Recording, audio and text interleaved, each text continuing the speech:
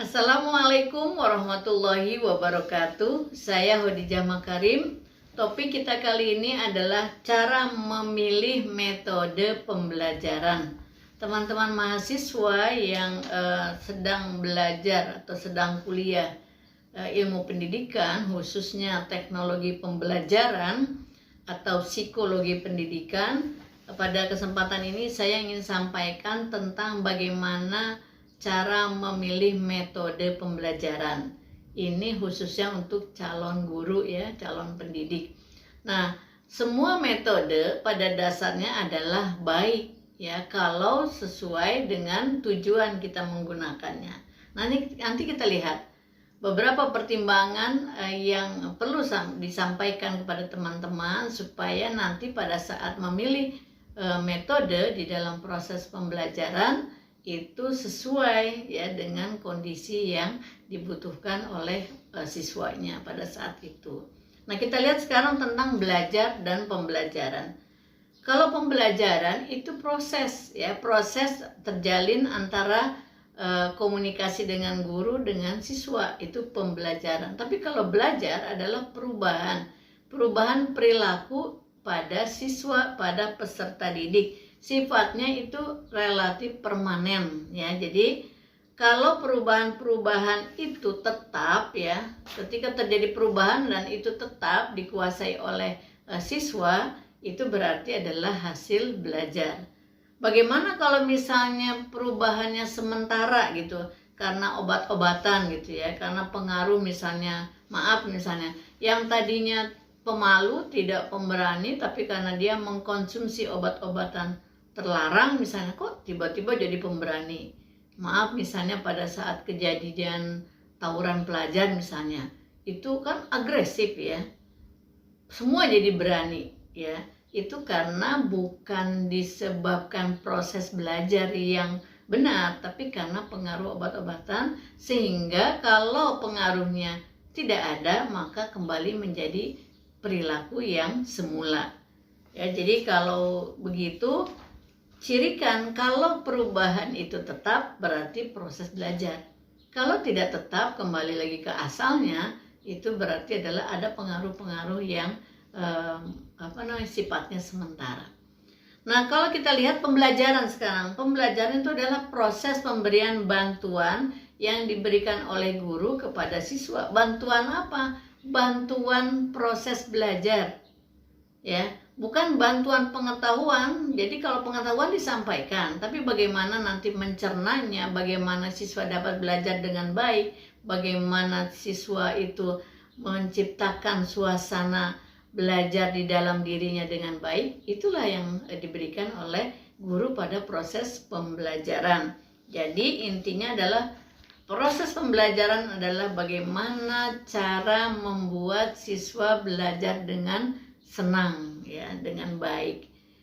Jadi kalau kita lihat stressingnya bukan pada guru ya, jadi pada siswa. Bagaimana siswa belajar, bukan bagaimana guru mengajar. Itu ya teman-teman, jangan lupa. Jadi kalau kita lihat sekarang sesuai dengan topiknya tentang metode, mari kita lihat metode belajar itu apa saja. Metode pembelajaran maksud saya.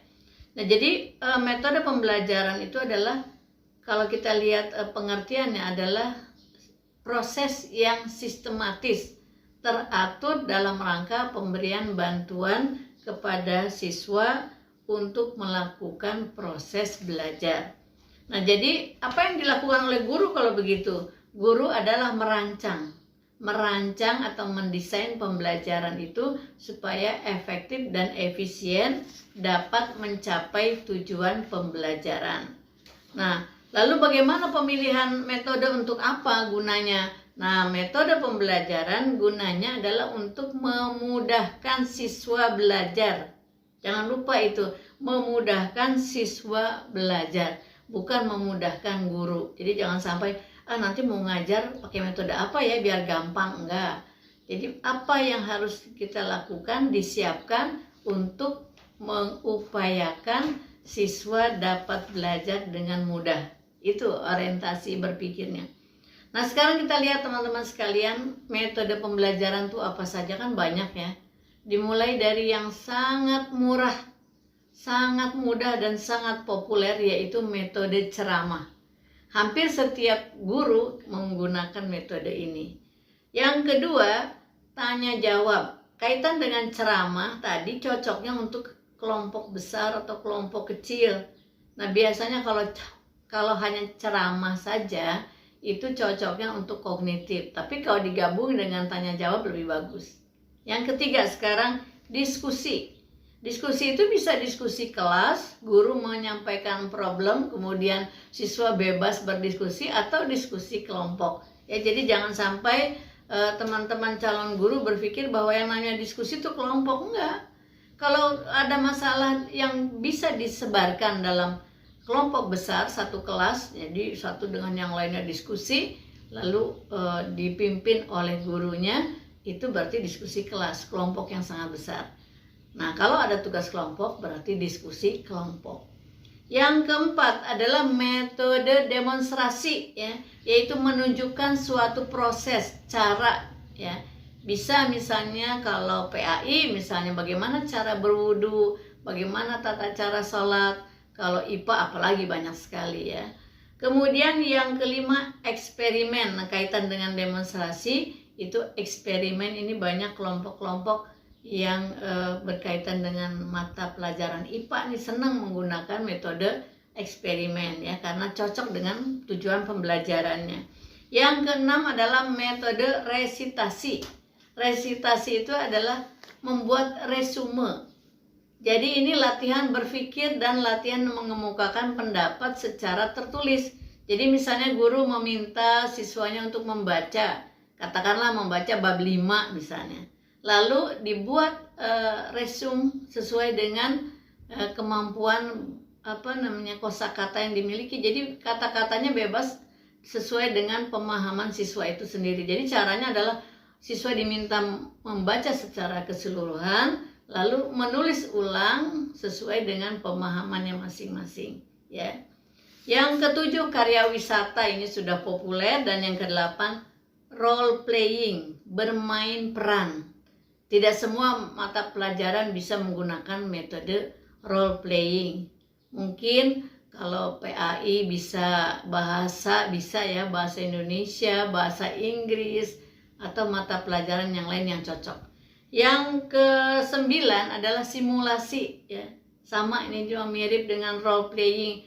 Kalau role playing itu biasanya cenderung dilakukan oleh individual, kalau simulasi bisa individual, bisa kelompok kecil. Kemudian ada juga sosiodrama yang mirip dengan simulasi. Yang berikutnya metode penugasan, ini juga udah pastilah ya. Hampir setiap guru memberikan penugasan supaya terjadi pendalaman materi. Yang ke-11 adalah mind mapping, dan yang ke-12 adalah metode discovery. Jadi cara belajar siswa aktif. Guru hanya memberikan motivasi bagaimana siswanya bisa belajar dengan aktif, ya, secara mandiri. Kemudian biasanya dikasih masalah, ya, dipecahkan. Ini boleh berkelompok, boleh kelompok kecil, boleh kelompok besar, biasanya seperti itu. Dan yang ke-13 adalah metode inquiry. Nah, inquiry ini adalah membangun pemahaman, ya, kesadaran. Jadi biasanya pada level yang sudah masuk ke afektif. Jadi setiap pembelajaran tuh tujuannya ada kognitif, ada afektif, ada psikomotor. Nah, untuk yang afektif ini cocok pakai inquiry, ya. Baik teman-teman sekalian, di dalam memilih metode yang tepat, seorang guru itu harus memahami karakteristik siswanya, gitu ya. Jadi jangan sampai asal pilih nggak taunya nggak cocok, ya, nggak cocok dengan karakteristik siswanya. Kalau kita lihat misalnya kan kita akan ukur apa ngajar SD, SMP atau SMU, ya, itu juga harus dipertimbangkan. Nah teman-teman sekalian, berikut nih saya sampaikan ya kira-kira apa saja nih pertimbangannya untuk menentukan metode apa nih yang mau dipakai untuk proses pembelajaran, ya.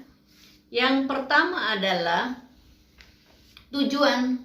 Pasti nih tujuan pembelajarannya untuk apa? Untuk mencapai level kognitif, afektif, atau psikomotor. Belum lagi nanti pencapaiannya di level analisa ataukah pemahaman atau pengenalan. Nah, itu juga dipelajari ya.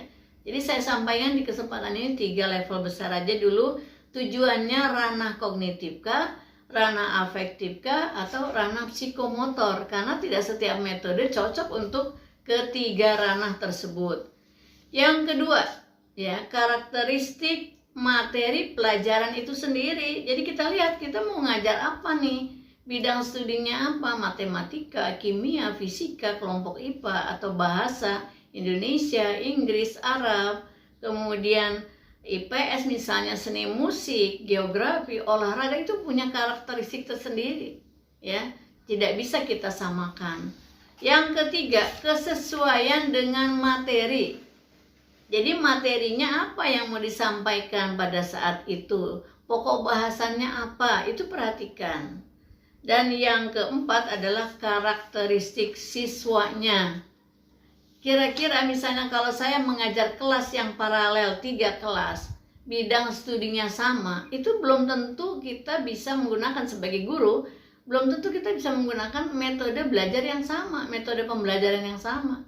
Ada kelas yang kalem, tenang, ada yang kelas yang sangat aktif, ada yang karakteristiknya luar biasa, misalnya maaf ya banyak yang ya begitu dah, kalau dibilang nakal nggak enak. Pokoknya ada 3 klasifikasi ini, maka kita buat metode pembelajaran yang berbeda. Karakteristiknya harus kita lihat. Lalu bagaimana ukurannya, ya, ukuran kelasnya dan sebagainya. Kemudian yang kelima adalah kepribadian kita sebagai guru.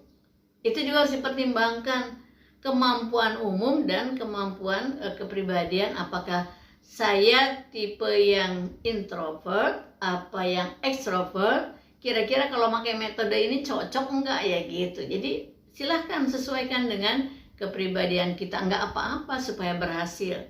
Yang keenam adalah alokasi waktu. Berapa lama gitu. Apakah mengajarnya itu 2 kali 40, misalnya 40 ya, 2 kali 40 menit atau 3 kali 40 menit. Nah, kalau 3 kali 40 menit, apakah lanjut dari jam ke-1, ke-2, ke-3 atau ada potongan istirahat dulu misalnya. 1, ke-2 ngajar, lalu istirahat masuk yang ketiga. Ini juga berbeda situasinya ya. Itu silahkan sesuaikan. Kemudian yang ketujuh adalah kesesuaian dengan fasilitas belajar yang ada di sekolah ya. Jadi jangan sampai kita merancang metode yang bagus, yang hebat, fasilitasnya tidak mendukung misalnya. Kita lihat, kita siapkan dulu itu. Dan yang ke-8 adalah dana yang tersedia ya. Kalau misalnya mau karya wisata, bagaimana keadaan dananya? Kemudian siapa yang akan mendampingi, berapa banyak yang berangkat, fasilitasnya ada nggak yang mendukung keberangkatan itu. Kemudian kalau eksperimen, siapa yang mengadakan alat dan bahan, itu harus dipertimbangkan. Apakah semuanya siswa, ataukah semuanya pihak sekolah, ataukah 50-50 dan sebagainya. Dirancang dengan baik.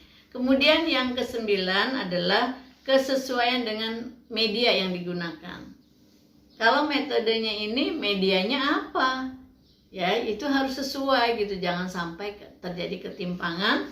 Dan yang ke-10 adalah jumlah siswa ya di dalam kelas. Tiap sekolah itu punya karakteristik sendiri. Ada yang satu kelas 30, 35. Ada sekolah-sekolah tertentu yang jumlah kelasnya spesial lah gitu ya, karena fasilitasnya, gedungnya tersedia dengan baik, banyak, kelasnya banyak, kemudian bisa menyelenggarakan kelas kecil lah gitu, 10-15 orang, maka akan berbeda. Kemudian yang berikutnya adalah pertimbangan-pertimbangan lain yang non teknis, misalnya adalah suasana kelas ya, karena sesuatu hal tiba-tiba suasana kelas berubah. Sedang ngajar, tiba-tiba misalnya ada yang sakit, maka kemudian apa yang akan dilakukan? Atau tiba-tiba hujan deras, atau suasana alam yang lainnya yang mempengaruhi pada saat kita akan mengajar dituntut untuk tiba-tiba merubah metode pembelajaran. Itu harus ada kemampuan seperti itu ya. Jadi jangan sampai misalnya pemadaman listrik tiba-tiba dan lain-lain yang non teknis yang kita harus fleksibel tiba-tiba mengganti metode yang sudah didesain dengan baik. Terima kasih teman-teman sekalian, mudah-mudahan ini bermanfaat. Semua ini adalah metode pembelajaran untuk pembelajaran offline ya. Untuk online insya Allah nanti di lain kesempatan. Assalamualaikum warahmatullahi wabarakatuh.